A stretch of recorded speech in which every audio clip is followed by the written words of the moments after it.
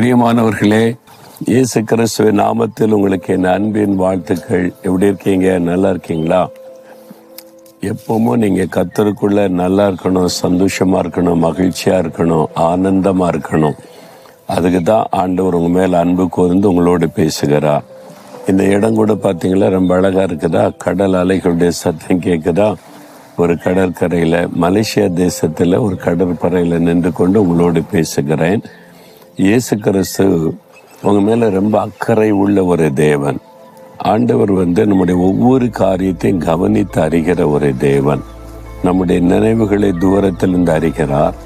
நம்ம துக்கமா இருக்கிறோமா, சந்தோஷமா இருக்கிறோமா, அல்லது சோர்ந்து போய் இருக்கிறோமா, எல்லாமே அவருக்கு தெரியும். இன்றைக்கு நீங்கள் எந்த அளவில் உங்களுடைய மனதில் ஒருவேளை பாதிக்கப்பட்டிருக்கலாம், சரீரத்தில் ஒருவேளை பலவீனப்பட்டிருக்கலாம், அல்லது நீங்க சோர்ந்து போன நிலைமையில் இருக்கலாம். எனக்கு யார் இருக்கிறாங்க அப்படின்ற ஒரு சூழ்நிலை உங்களுடைய மனதில் ஒரு பாதிப்பை உண்டாக்கி இருக்கலாம். அதாவது ஒரு சமயம் ஒரு மகளோடு கூட நான் பேசி கொண்டிருந்த போது கண்ணீரோடு அந்த மகள் சொன்ன ஒரு வார்த்தை என்னன்னா, எனக்கு அப்பா இருக்காங்க, அம்மா இருக்காங்க, எல்லாரும் இருந்தும் யாருமே இருந்த மாதிரி எனக்கு தெரியல.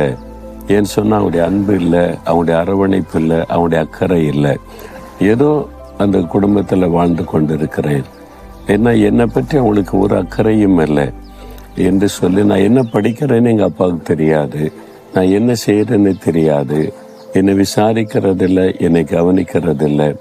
அதாவது எல்லாரும் இருந்து ஒரு அனாதை என்பதாக அந்த மகள் சொன்னாள். அந்த மாதிரி ஒரு ஃபீலிங் உங்களுக்கு இருக்குதா? குடும்பம் இருக்குது, மனைவி இருக்காங்க, கணவர் இருக்காங்க, பிள்ளைகள், பெற்றோர் எல்லாரும் இருக்கிறாங்க. எல்லாம் இருந்துமே எனக்கு யார் இருக்கிறாங்க அப்படின்ற ஒரு உணர்வு காணப்படுகிறதா? எந்த சூழ்நிலையிலையும் உங்களுக்கு ஒருவர் உண்டு. அவர் யார் தெரியுமா? உபாகமம் 33:27 அநாதி தேவனே உனக்கு அடைக்கலம், அவருடைய நித்திய புயங்கள் உனக்கு ஆதாரம். தேவன், அநாதி தேவன், எந்தெந்தைக்கும் இருக்கிற தேவன் உங்களுக்கு அடைக்கலமாயிருக்கிறார். அவருடைய புயங்கள் உங்களுக்கு ஆதாரம். யாரையாவது கட்டிப்பிடிச்சு அழனும் போல இருக்கிறது அப்படின்னு சில சமயத்துல தோணும், பார்த்துருக்கீங்களா? மனிதர் உள்ள பாரம் அழுத்த யாரிடத்திலாவது சொல்லி அழணும், யார் மீதாவது சாய்ந்து அழணும், அது மாதிரி தோன்றும். அந்த மாதிரி சூழ்நிலையில் இருக்கிறீங்களா? ஆண்டவர் தன் கரத்தை நீட்டி சொல்லுகிறார், நான் உனக்கு அடைக்கலம், என்னுடைய பொய்யங்கள் உனக்கு ஆதாரம். நீ வா, என் மார்பிலை சாய்ந்து கொண்டு அழு, உன் பாரத்தை என்னிடத்தில் சொல்லிவிடு, நான் பார்த்து கொள்கிறேன் சொல்லுகிறார். அவ்வளவு அற்புதமான ஆண்டவர். சிறு குழந்தைகளை இயேசுவண்டை கொண்டு வந்த போது அவர்களை அணைத்து கொண்டு ஆசீர்வதித்தார் என்று வேதத்தில் சொல்லப்பட்டு இருக்கிறாரு. நீங்க அவருடைய பிள்ளை தானே?